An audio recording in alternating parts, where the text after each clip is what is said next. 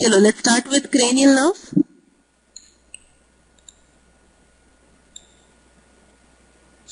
Okay, when we talk about the cranial nerves, we have 12 cranial nerves. Now, one thing I'll be actually covering up brain, general anatomy of the brain a little bit, and that I have planned to match it up with before physiology CNS class, so that you have an orientation of anatomy of the brain before we go into the physiology of it.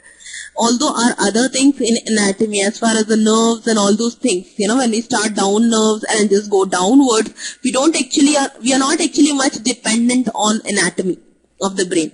We are more dependent on the anatomy of the brain for physiological purposes. Okay? So that's why I've just planned to cover up. At end of the anatomy will be something like brain, and then we start up the physiology of brain. Okay? Anyways, you'll be informed on that. Now, when we have this cranial nerves, we have first 2 cranial nerves come from forebrain. Next 2 cranial nerves come from midbrain, that is oculomotor and trochlear. Next 4 comes from pons, and next 4 comes from medulla. So all you need to know is the sequence of forebrain, midbrain, pons, and medulla, and hopefully you all know that, isn't it? Once you know this, 2, 2, 4, 4. That's it. Okay? And name of the nerves, yes, it's expected that after so many years of dentistry, you need to know which nerve is 5th nerve, what is the 7th nerve, what is the 9th nerve, and all that. Okay, I'll move on with this. Now, there are some more facts associated with it. When we talk about the brain stem, some of the nerves come from the front, the ventral side. Some of the nerves come from the back side, and some of the nerves come from the sides. Now, if you look at this, to remember these very numbers, it becomes tricky. So, don't remember everything. First thing is, remember the only nerve that comes from the dorsal aspect. We have been talking this in our revision sessions also. So, it's the 4th. Isn't it? 4th has a lot of things which are different from the other nerves, isn't it? It is the only nerve coming from the dorsal aspect. It is the only nerve that decussates to supply the contralateral muscle other than the optic nerve. It is the only nerve. It is a nerve that has a longest intracranial part. Yes. So you all remember all that. It is the slendermost nerve. It is the one that has the least number of fibers in it. Okay. So it is a very commonly involved nerve in, yeah. Okay, tell me the answer to a question. Which is the nerve that is involved in diplopia on looking downwards and laterally? 4. So even this is the one, SO4. Yeah, so you guys are good with it. So now we were talking about the nerves with the dorsal attachment. Now nerves with the ventral attachment. Again, this sequence is also simple. You see, पूरा 3 का table है यहाँ पे. But it's just the multiple. 1, 2, 3 लिखो. उसके बाद 3 को 2 से multiply करो. What you get is 6. You multiply 3 by 2, you get is 6. You multiply 6 by 2, you get 12. How I do is, I write 1, 2, 3. Then I multiply 3 by 2, I get 6. Then I multiply 6 by 2, I get 12. This is how I remember the nerves with ventral attachment. Once you have nerves with ventral attachment and the dorsal attachment, once the 13th tak remove all the other nerves, you get the remaining nerves. They are the ones with lateral attachment. Isn't it? As simple as that. You will remember it now and here itself. Okay? Other points, most slender, longest intracranial, we have already done. The direct extension of brain is your optic nerve, and the largest cranial nerve is our nerve, that is the trigeminal nerve. When you talk about the olfactory, can you all tell me where does the olfactory bulb sits in the skull?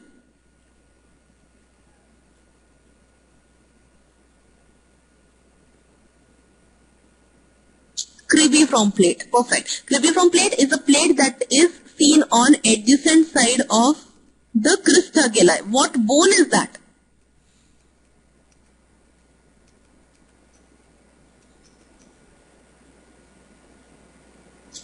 Teeth mold. So you all are oriented with that. Now when we talk about this nerve has simple fibers.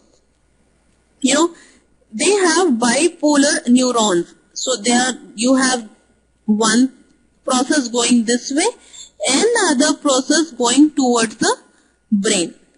So these bodies, they are present in the olfactory bulb, and the fibers, one end of the fibers hang into the nasal mucosa. Okay, now if you see, the most sensitive part is somewhere here at the top of the nose. If you actually smell something deep, then the things reach there and then you actually smell it severely, isn't it? Because you have all your sensory things over there in the upper zone because of these hanging fibers. Priyanshu, अभी तो पूरा का पूरा bandwidth है. Others also feeling that?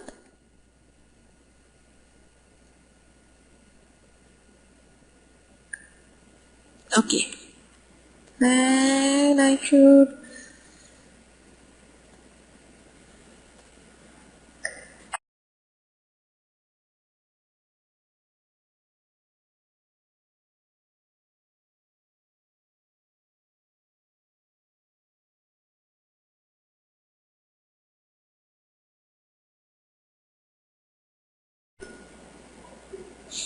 Okay. Hey guys, 3G, Reliance 3G has come. I mean, is it available for buying? The 21 Mbps speed?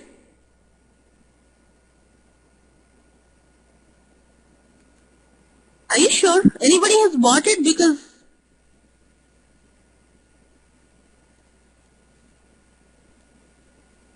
Oh, in selected cities, huh?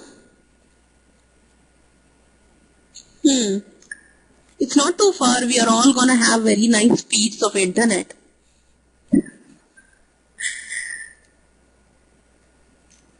Anyways, right now it's manageable.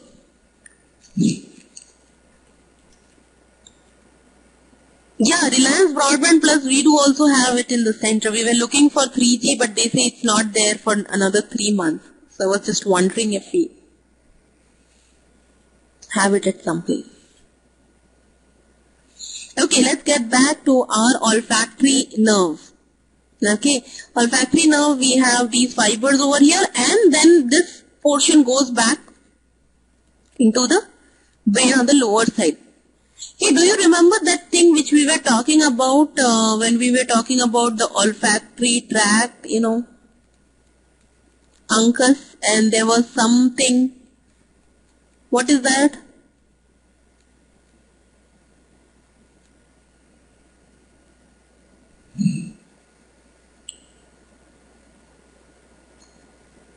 Anterior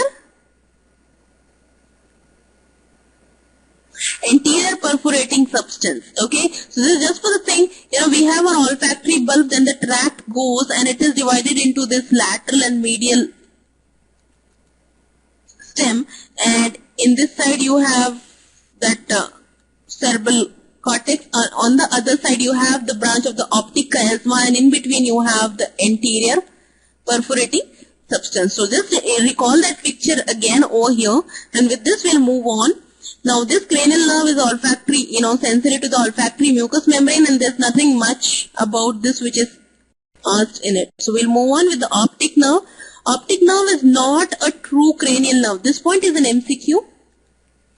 And if you cut this nerve, it cannot regenerate. It doesn't regenerate because it doesn't have a neurilemomal sheath. Because whenever a nerve is you know, damaged or anything, to regenerate it needs this sheath. Otherwise, how can it just sprout and grow into, you know, the tube and all that? So it cannot regenerate. This nerve is considered direct extension of brain. Now we have seen retina. Retina is considered a part of optic nerve. It is considered as a terminal sensory parts of the optic nerve.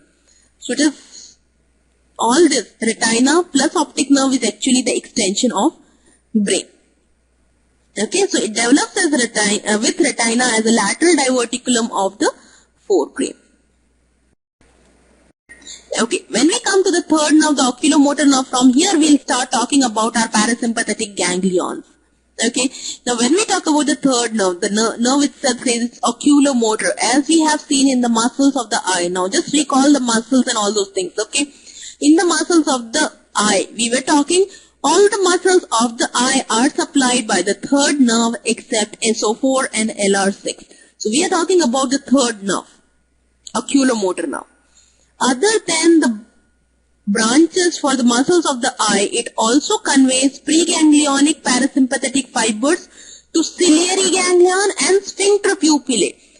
Which zone of the eye your sphincter pupillae muscle was? What was that part called as where you had your sphincter pupillae muscle? This was the lens.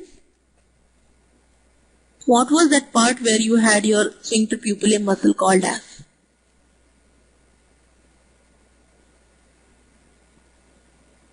Iris. Okay. Now Hema, when we compare pupil and iris, yes, uveal tract is fine. Yeah. Your pupil is this portion between the iris, isn't it? And your iris is that pigmented zone hanging over there. Okay? Yes. So those two actually receive the parasympathetic fibers. Now let's see about the parasympathetic fibers. Now when we talk about the oculomotor nerve, do you remember based on that slide of its attachment, dorsal attachment, ventral attachment, which side? Yes, Uday, I will repeat it. Let me complete the question. Which side is your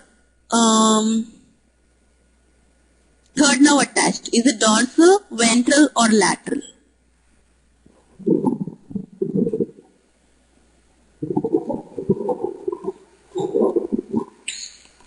Okay, so with that mathematical formula, isn't it easy to remember that it's on the ventral side? Yes, perfect. Okay, Uday, actually in the last class, I don't know whether you were there or not, we covered up the general anatomy of the eye. Okay, you were there?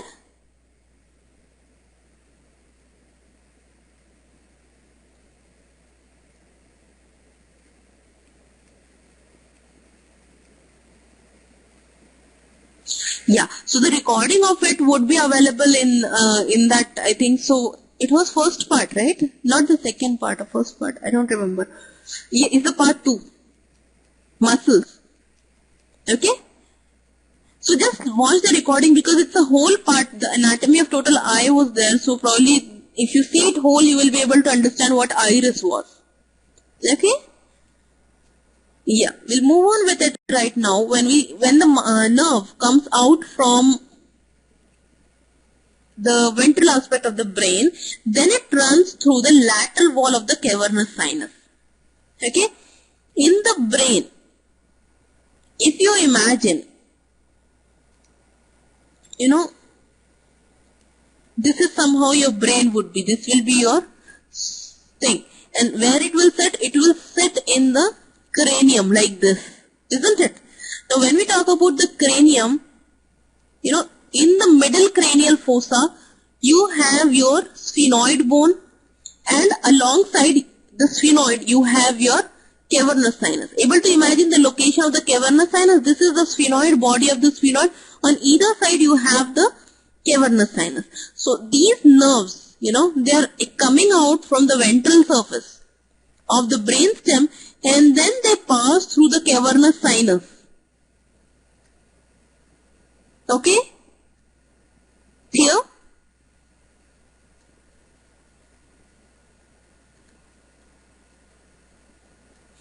Then, when they pass through cavernous sinus, your third nerve occupies the topmost position in the cavernous sinus. So it passes through the lateral wall of the cavernous sinus, then enters the orbit through superior orbital fissure. Okay? Before it enters the orbit through the fissure, it divides into superior and inferior branches. Note this term before, very important MCQ.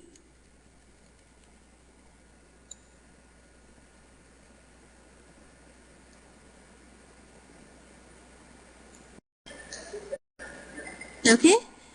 Now, if you remember your anatomy of the bony cavity in there,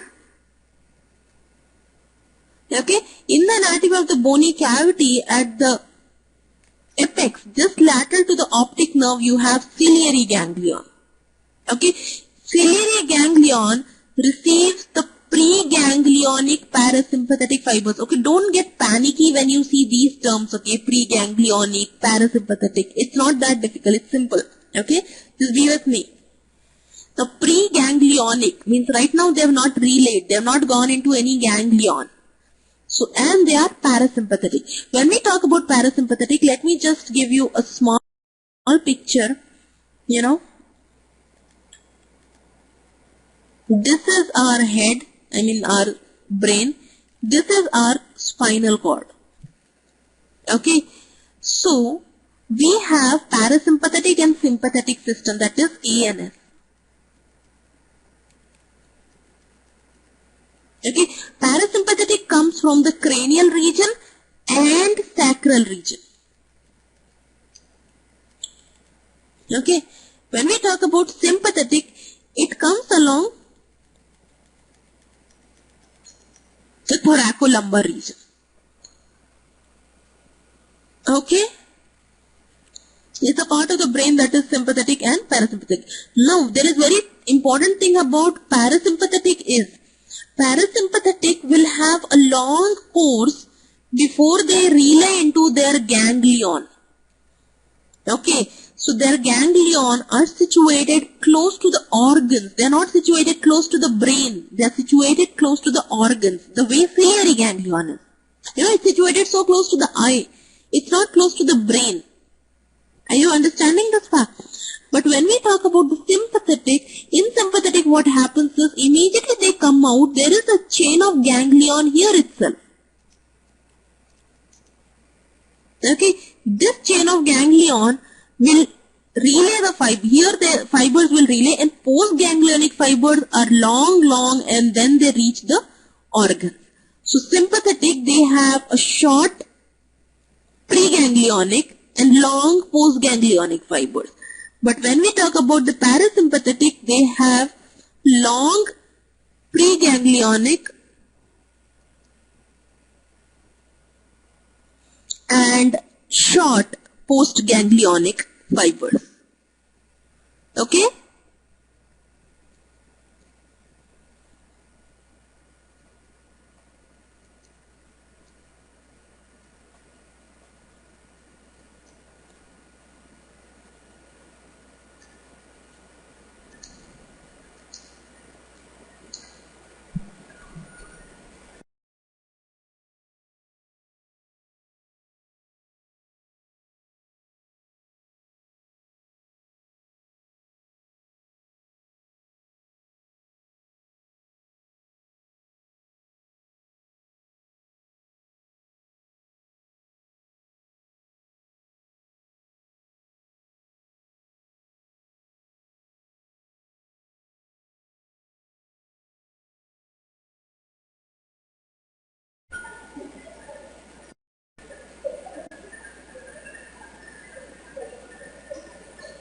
Yeah, with this basic information, we'll move on to our this thing where we were. Okay, so here we have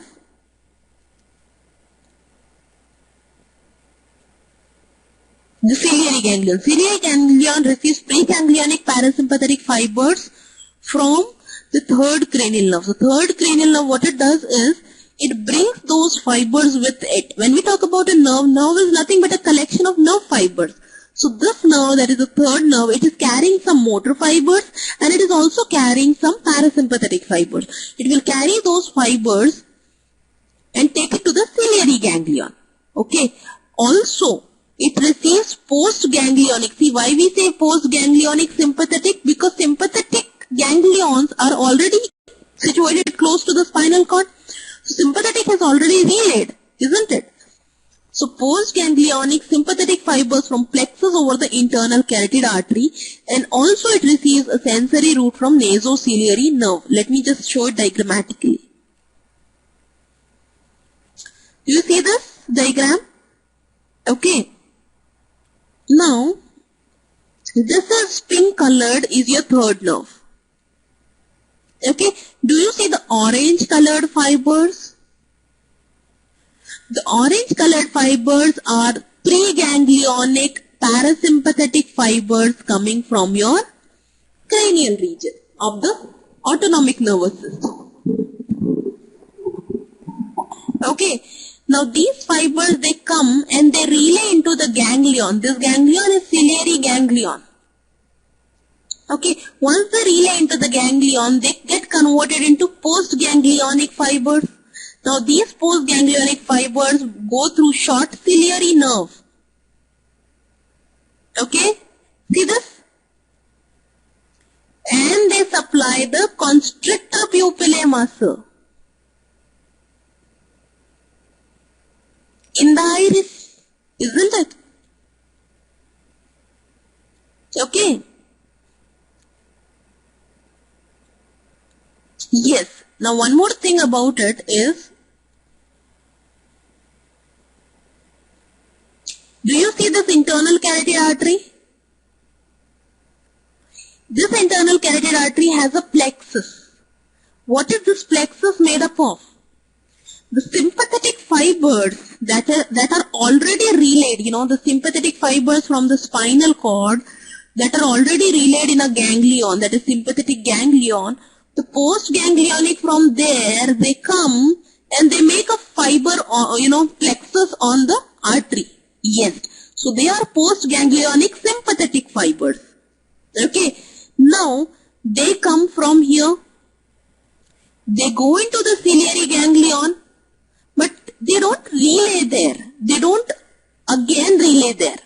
Okay. They just pass uninterrupted. They pass uninterrupted and then they go and supply through the ciliary nerve again, short ciliary nerve again. Okay. Does it make it clear? Other than that, do you see this nerve ganglion? What is this? Your trigeminal ganglion. It is also lying very close to, if you actually remember the skull right now.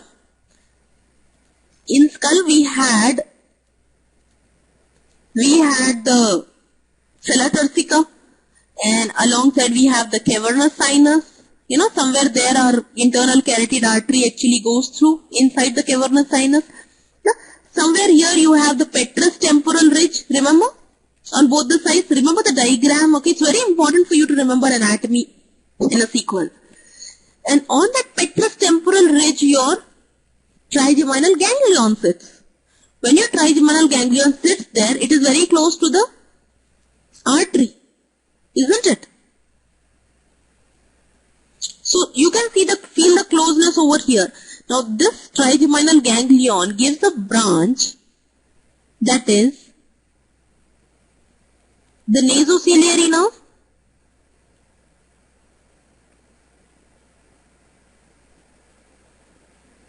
The ophthalmic branch, and then it has a nasociliary. Yes. Okay. And that nasociliary nerve actually gives the communicating branch to the ganglion. Now you can summarize. So these are just the sensory fibers which are actually carrying the sensation back through the trigeminal itself. But they are coming through the ganglion. Okay. Now if you summarize, what does your ganglion contain? It contains the preganglionic. It receives the preganglionic parasympathetic fibers through third nerve. It receives postganglionic sympathetic fibers from plexus over the internal carotid artery, and it receives sensory fibers from the nasociliary nerves. Clear with all the content of the ciliary ganglion and its position. Okay. Now, where exactly it's getting its fibers from? Now the question arises, from where is third nerve getting the parasympathetic fibers from? Remember, we know that it's coming from brain in the central region, but it's coming from Edinger-Westphal nucleus in the brain. This is one thing you need to remember. That's it. Okay. From there you know the course now. From there it goes to cranial nerve, third cranial nerve. Then it relays in the ciliary ganglion. The postganglionic form the short ciliary nerve and supply the sphincter pupillae muscle. That's it. Okay.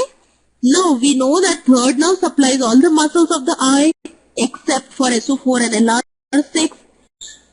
It also supplies the constrictor pupillae muscle.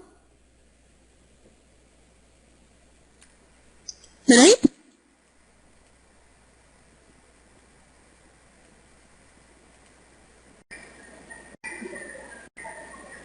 See this? And remember the ciliary muscle and its location? It was in that ciliary, that uveal tract ka place. Isn't it? You can see it in this diagram. Here you have the ciliary body and ciliary muscles. All these are supplied by your third nerve. Okay. That makes it simple for you to understand what will happen if your third nerve is resected. There would be ptosis because the levator palpebrae superioris is also supplied by the third nerve, so this will hang down. Okay. There would be a divergent squint. Why divergent squint? Because all the other muscles will get paralyzed. But lateral rectus is not paralyzed because lateral rectus is supplied by the sixth nerve. Now this lateral rectus will cause the eyeball to rotate laterally. And you will notice that both the eyeballs have gone outside. That is the lateral squint. There would be dilatation of pupil because your muscle is paralyzed that was supplying the constrictor pupillae. So it will get dilated. And obviously when so many muscles are paralyzed, how will the eye accommodate? It will have double vision and loss of accommodation. Hopefully all the points clear till here. Now let's come back to the fourth nerve, the trochlear nerve. We know it quite well now anyways, isn't it? It is the only muscle that is coming from the dorsal aspect. Once it comes out from the dorsal aspect, again it runs in the lateral wall of the cavernous sinus. Now, if you remember the diagram that we already saw for the third nerve, you should be able to recall where does your fourth nerve sit. Wasn't it just below the third nerve? Isn't it? In the lateral wall. Okay? So, it actually goes just below. Topmost is the third nerve, then you have the fourth nerve. Between third and the ophthalmic nerve, that means below the third nerve and above the fifth nerve, that is the ophthalmic branch of the fifth nerve, it enters the superior orbital fissure. Lateral to the tendinous ring. Now, there are many questions on this tendinous ring and the entry of the nerves into the superior orbital fissure. Okay? I'll be back. But I think so. Okay. Able to hear me?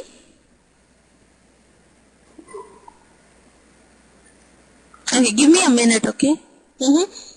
So we were at fourth nerve and oh my god. My point is visible, right? So we were at fourth nerve and now in this, again this runs just below the third nerve and it supplies SO4. And it is a muscle that causes diplopia on looking downwards and laterally. Now in our muscle class, we discussed the action of the muscle superior oblique, isn't it? And that is where we come to know why we have diplopia on looking downwards and laterally when a superior oblique is paralyzed. Okay? So I'll not go into that details in here again. Okay, if you have still the doubts, you can just refer once the movement of that. And it's very important for you to actually able to draw that circle to understand the movement of the muscle. Okay, now this chart, again, remember, there are 2-3 things which you can actually think theoretical and then remember this diagram. Remember when we were talking about the third nerve, I said that it divides before entering the fissure, before entering the superior orbital fissure, isn't it? Now since the nerve divides before entering the superior, I'm talking about the third nerve, okay, oculomotor, then we are expected to see 2 branches over here for the third nerve, isn't it? Let's see, third nerve here and third nerve here. Yep, we see 2 branches. Where are they? They're inside. Thankfully, both of them are inside. Okay, so that we अभी एक headache तो खत्म हो गया कि which branch is outside and which branch is inside. Both are inside. Okay, but there are two. Now, if you notice fourth wasn't divided. It just entered it. Where it entered? Outside the ring. So third to inside है, but fourth is outside. Now, at this moment, just remember this much. Okay, when we talk about the fifth nerve, okay, fifth की branch, which is the branch of thalamic, then again that is the only one extra nerve that will be coming over here. We'll be talking about that again in the sixth nerve, isn't it? Actually, we are supposed to know third, fourth, fifth and sixth when we talk about superior orbital fissure. Right? So always question yourself, are you able to locate all the four nerves in there? If yes, then you are able to solve all the MCQs on this. Let's come back to trigeminal nerve. Now, trigeminal nerve is a nerve which I expect you all know very well. So we don't have a lot of, detailing out of the nerve. We have a gross view of it. We'll be concentrating more on its parasympathetic connections with the seventh nerve and all that. So our trigeminal nerve is the largest cranial nerve. We already saw that its Gasserian ganglion, was sitting on what ridge? Where it was sitting? Your Gasserian ganglion? We saw it very near to the internal carotid artery, right? Petrous temporal bone. Which side of the petrous temporal bone, if I ask, is it situated on the lateral side or the medial side of the petrous temporal bone? Medial or the lateral of the petrous temporal bone? Because petrous temporal bone is a long bone, right? Medial or lateral?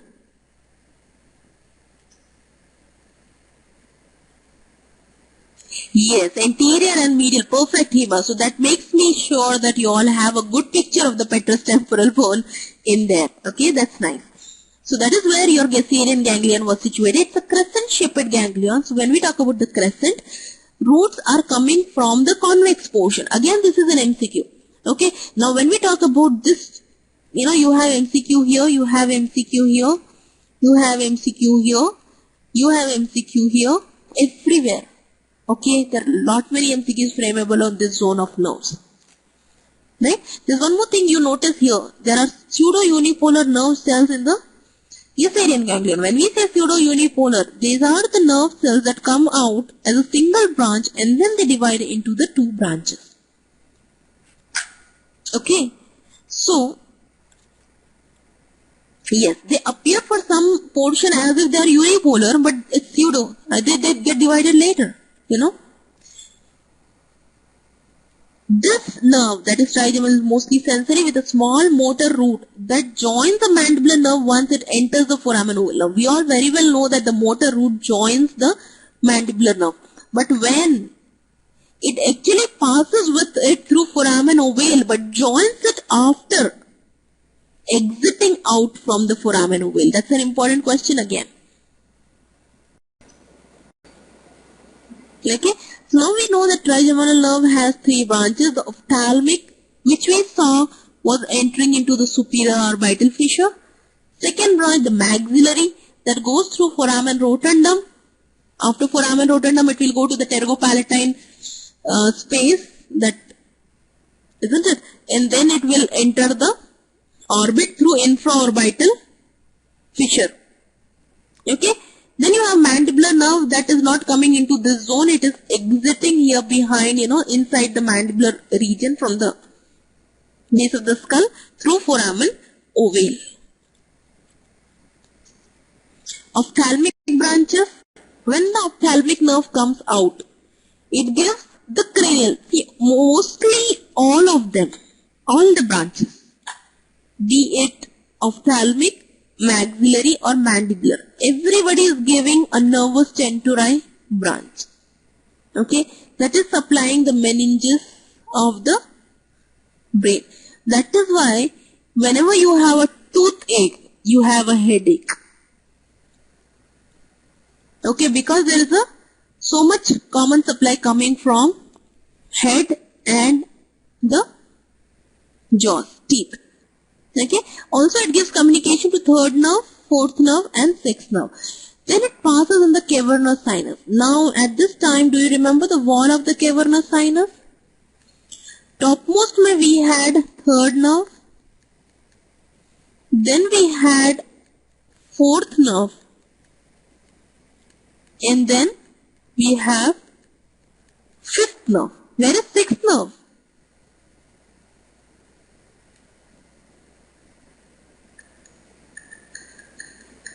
It's inside the cavernous sinus. It's in the, it's inside the cavernous sinus. With internal carotid. Yes, perfect. Okay. After that it gives three branches. The lacrimal branch, that gives the branch to the lacrimal gland, conjunctiva and skin. Now this branch is very important. Okay, don't forget guys, this is the branch of ophthalmic nerve. We'll be talking about this branch again with the ganglion. Okay, then we have frontal branch. Frontal branch that gives supraorbital and supratrochlear branches. Now this is a simple branch. This frontal branch comes, it gives the supratrochlear and supraorbital which comes out and actually supply the skin over here. Right? So this is a simple, but lacrimal is the one which we'll be seeing again. See here, the postganglionic fibers from sphenopalatine ganglion to the lacrimal gland. We'll be talking about this.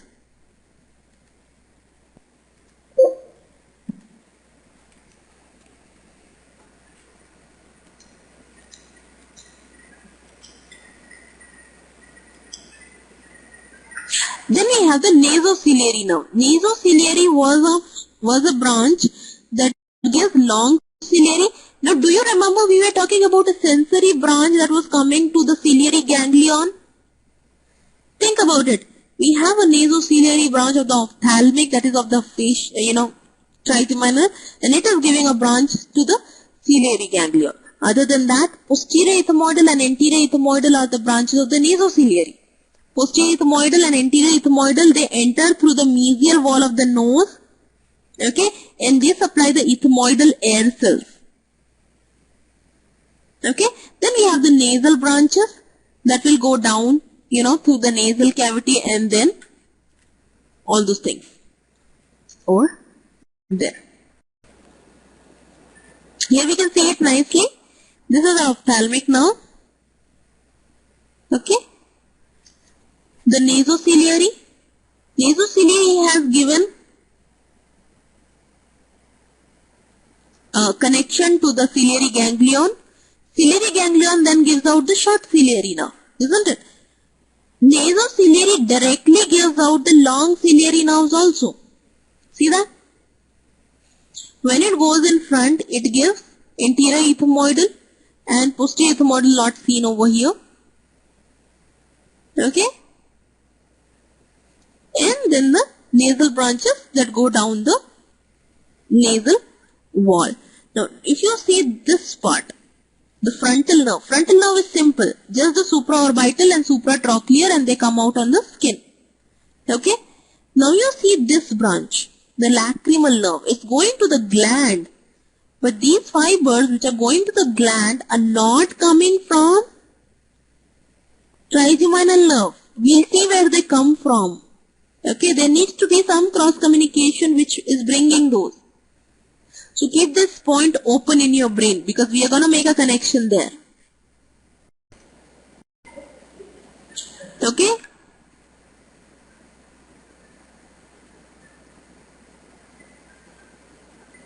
No, Priyanshu, intraorbital is not.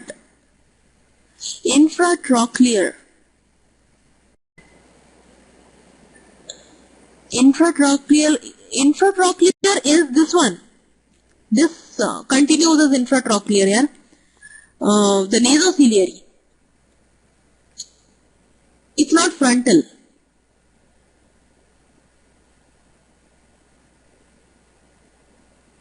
No, he is not asking about infraorbital. He is asking about infratrochlear.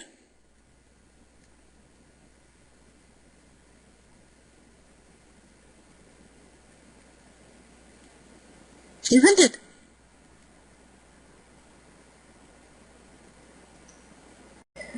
Okay, so here we move on with the maxillary nerve. Now maxillary nerve.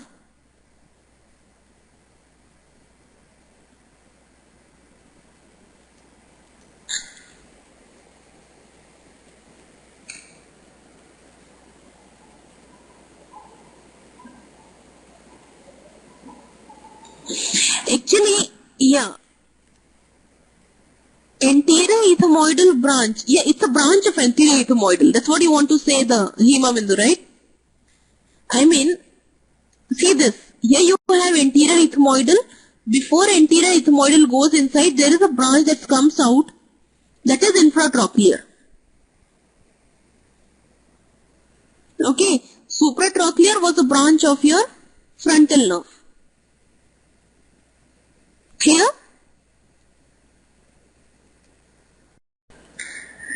Now let's go on to the maxillary nerve. Now this maxillary nerve, it gives the middle meningeal nerve inside the cranial fossa. Okay. Then where it comes out of the cranial fossa, it comes out through foramen rotundum. This rotundum is situated where? Which bone?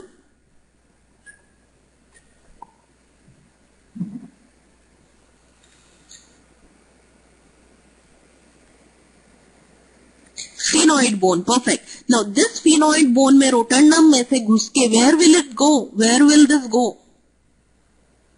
It goes into pterygopalatine fossa. Okay.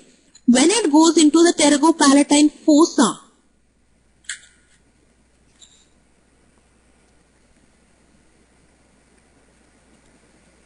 okay, in the fossa it gives zygomatic nerve, it gives pterygopalatine nerve and PSA. Now let me not confuse you here.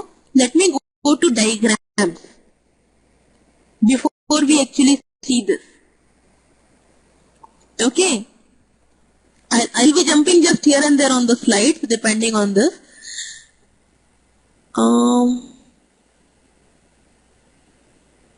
Yeah, this is the maxillary nerve. Do you see this? Notice this? Yeah, it is coming through foramen rotundum here. Okay, here when it comes inside, let me draw blue colored space. This blue colored space is your fossa, pterygopalatine fossa, and here was the opening, rotundum, that is bringing the nerve into the fossa. Once it comes into the fossa, it gives the rootlet, and there is a ganglion hanging over here. Do you see the ganglion hanging? This ganglion is your pterygopalatine ganglion. Okay. Right? And after that, this ganglion will, do some golmaal, and then the nerve continues, and then nerve continues as infraorbital. It goes through the inferior orbital fissure.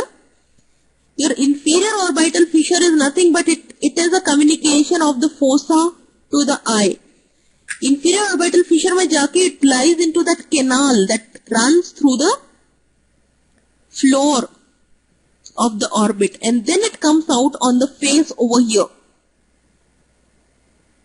Are you able to imagine the facts? And then it gives the branches on the face. Okay. Now the question arises of this ganglion and the branches, isn't it? Now what happens is, this ganglion, although it is hanging from maxillary nerve, but it is not a ganglion of the maxillary nerve. Actually, it receives the fibers from the seventh nerve, that is facial nerve. Now, where is your facial nerve? If you remember grossly, your facial nerve is in the ear. Okay, it traverses through the ear. Right? So, in the ear, facial nerve has two bends. One bend is called as genu. From this bend, one branch comes, that is greater petrosal nerve. This greater petrosal nerve is a parasympathetic fibers that are coming from your head through the facial nerve, and now they are going through the greater petrosal nerve. Okay, so parasympathetic fibers यहाँ से आ गए. Okay, and they will go to the ganglion. They will relay in ganglion. After relaying in the ganglion, post-ganglionic fibers will go into the maxillary nerve. Okay? Clear till now? Any doubts? Yes. Now, there are also fibers coming out of internal carotid, that sympathetic fibers, the same fibers which were going to ciliary ganglion, right? Similarly, fibers also come to pterygopalatine ganglion. Yes. Now, these fibers will pass uninterrupted. They will not relay there. They will pass uninterrupted.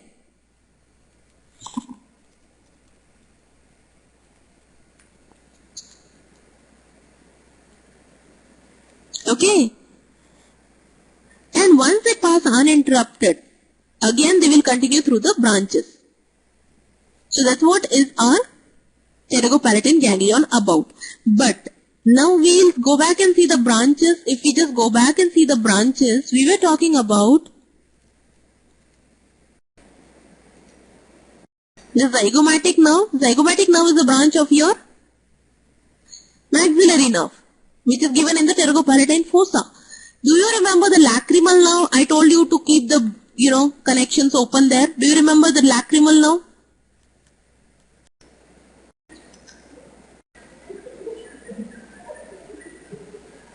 This one, which I told you to keep the connection open. Okay, this is in the eye. Okay, this is in the eye in the upper zone, but your maxillary is coming in the lower zone. The infraorbital fissure वगैरह से it's coming in here, isn't it? From that lower zone, before it is actually going into the infraorbital groove. Before that, just in the pterygopalatine ganglion itself, it gives a branch that is called as zygomatic. Okay, I'll show you in this diagram over here. Do you see this? This was a pterygopalatine ganglion, and इसमें भी इतना अच्छा नहीं है. Wait, I have one more. Yeah, here I can show you better. So this was the pterygopalatine ganglion hanging from the maxillary. Okay, and here it gives a zygomatic.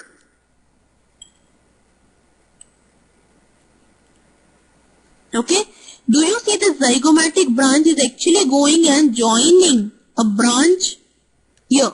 This branch is nothing but lacrimal. See that? So the fibers which are actually coming from the seventh nerve are now going through zygomatic and going to lacrimal and are supplying the lacrimal gland.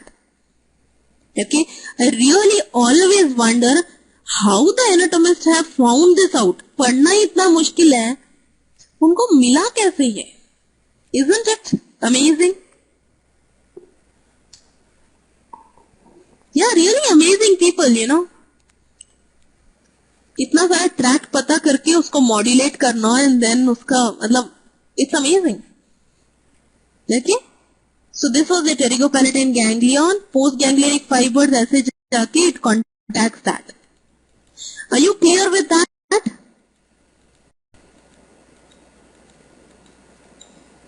Okay, so now if I read this chart, you should be able to understand it. Okay, we started from seventh nerve, fine. But before that, we have lacrimatory nucleus, from where the actual parasympathetic fibers are coming from. From the lacrimatory nucleus, the fibers come to seventh nerve. Genu of the seventh nerve gives greater petrosal nerve, right? We remember a sympathetic branch coming from the deep petrosal nerve. That was sympathetic branch coming from the internal carotid artery. That was deep petrosal nerve. Both of them join together to form a nerve that is called as Vidian nerve. After that, it goes to the pterygopalatine ganglion. From the pterygopalatine ganglion, postganglionic fibers enter the maxillary nerve. Okay, imagine with me. Okay, don't only let me speak. And then from there, to the zygomatic, Zygomatic connects to the lacrimal and then to the lacrimal gland. Too much of jumping, train changing, local में travel किए जैसा है मुंबई की, isn't it? So that is how कितनी मुश्किल से you get fibers to the lacrimal gland. So that's why girls use it very often. At least कुछ तो use करना चाहिए इतना fibers का. इतना connection बनाया है भगवान ने तो. Okay, so hopefully you remember all this.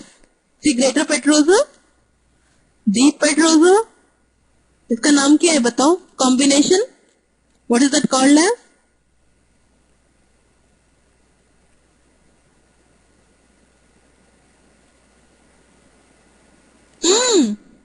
Median nerve. Okay. Yes. All done? You want me to repeat in this diagram? I think it's clear with you all. I'll move on. Tired. Okay, mandibular nerve. Mandibular nerve में there is this nervus spinosus and nerve to internal pterygoid. Okay, mandibular nerve is coming out of your foramen ovale. As soon as it comes out of the foramen ovale, it is, motor nerve will now join it. Motor nerve join हो गई तो there is a part that is undivided. Okay, that undivided zone gives nervus spinosus and nerve to internal pterygoid. Okay, nerve to internal pterygoid is important because it gives branch to tensor villi palatini and tensor villi tympani.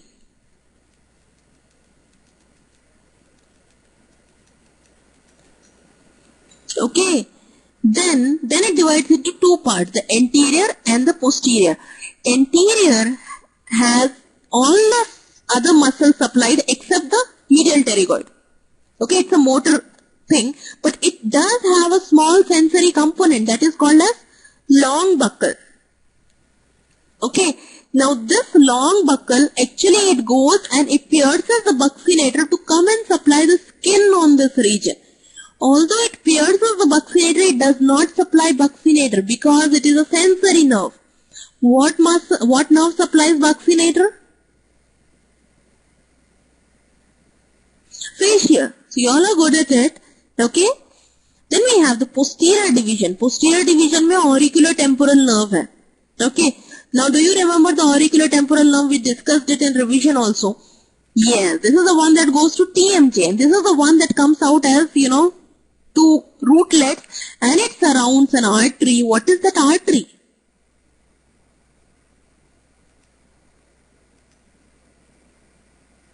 That loop. Loop के बीच में middle meningeal artery. Where does it enter back the skull from? What is that foramen through which your MMA enters back the skull from? Foramen spinosum. So there is a question actually that asks you that auriculotemporal is closely related to which foramen? And the answer is foramen spinosum. Now, hopefully you understand how it is related to foramen spinosum because it lies just below foramen spinosum, isn't it? People say वो foramen spinosum में घुसती भी नहीं है, निकलती भी नहीं है, तो how it is related to foramen spinosum? This is how it is related to foramen spinosum, and that is how the question is framed over there. Okay.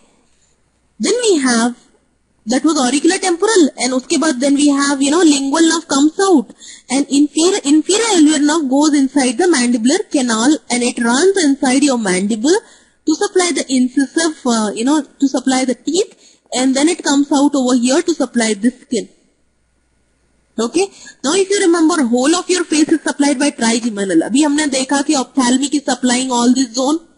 Your maxillary comes out on the face and supplies all this zone. And your mandible is supplying all this zone. What part is left out?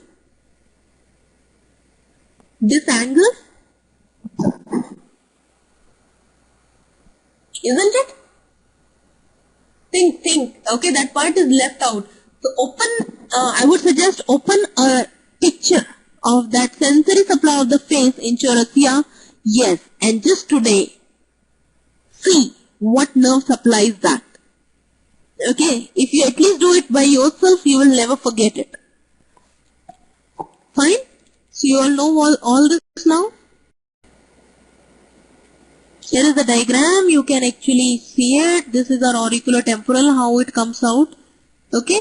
Now let me tell you one more cross connection. Yes, Meera. Let me tell you one more cross connection. We have already discussed our pterygopalatine ganglion or our ciliary ganglion. Now we are supposed to get into our otic ganglion. Now otic ganglion, if you see it here, this nerve is your ninth nerve. Your ninth nerve, that is the glossopharyngeal nerve, it gives the branch. I have a bigger diagram, I'll go there.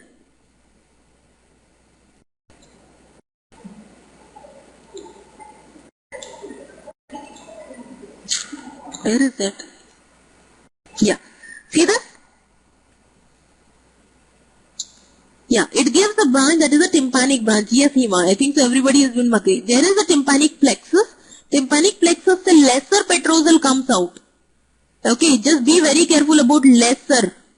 Because deep petrosal was what? Deep was a branch of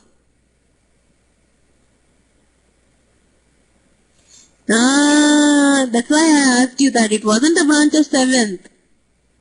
It was sympathetic. Yes, it was sympathetic plexus के ऊपर वाला branch. This was the deep petrosal. What was the branch of seventh? Greater petrosal. Okay, अभी when you see it, you know, बहुत easy लगता है. You have to actually go through it many times for you to remember it. Okay.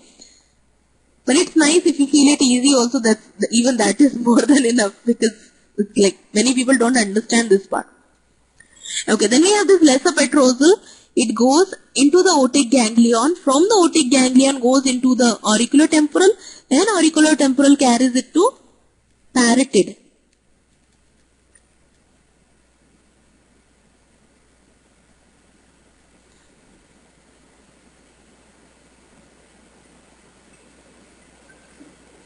External petrosal, is it another term for greater petrosal as far as I understand?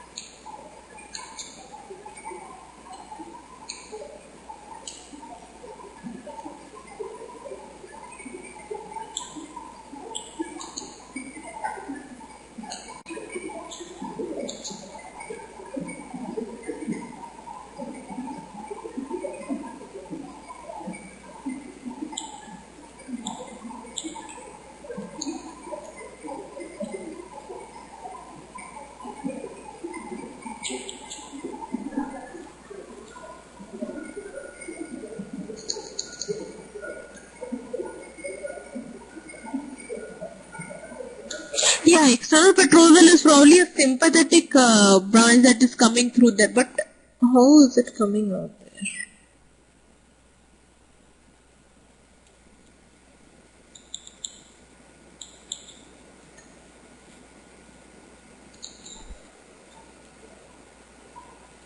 Hey, but that is a very stub article, Roshni, that Radiopedia wala.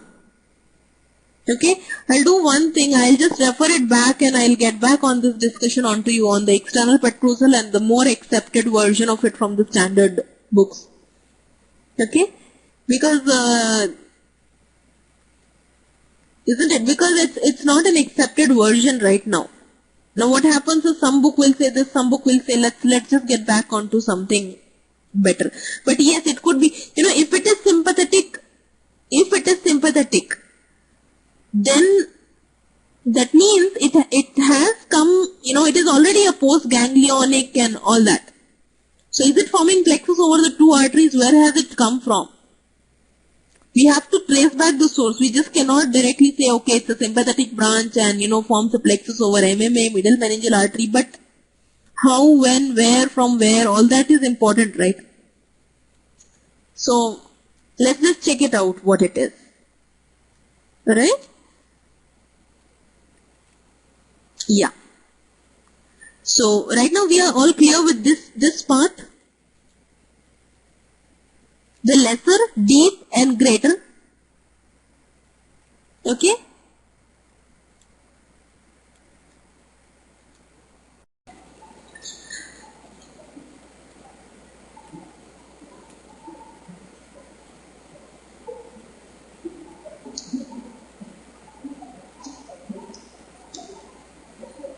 Okay, somehow now my class is not getting extended, so it will be getting over by itself in some time. So I think so I may be able to cover up this. Yeah, abduction, if you remember, this was a nerve that was in the center of the cavernous sinus. If my class abruptly ends, okay, okay, this was in the center. So since it was in the center, it is the most commonly paralyzed because it's in the center. If there is a raised intracranial pressure, it will get compressed and it causes internal squint because it's the lateral pterygoid, right? When lateral pterygoid is paralyzed, all the muscles, other muscles will pull the eye into the center. Yes, along with internal carotid. Yes, Hima, you're right.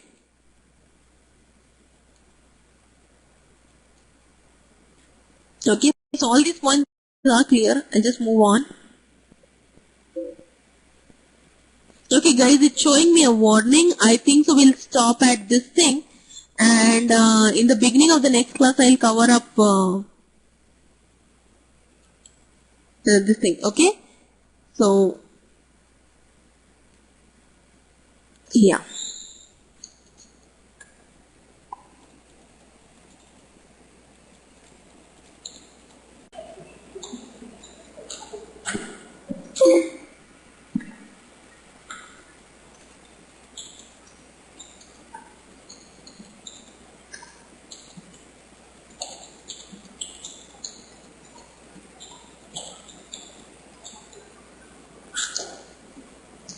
Yeah, good night guys.